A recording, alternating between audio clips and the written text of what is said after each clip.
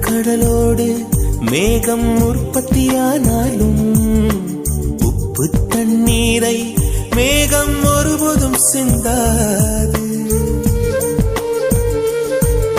மலையில் விழுந்தாலும் சூரியன் மரித்து போவதில்லை. நிலவு கூலியூட்டி தன்னை நீட்டித்துக் கொள்கிறதே.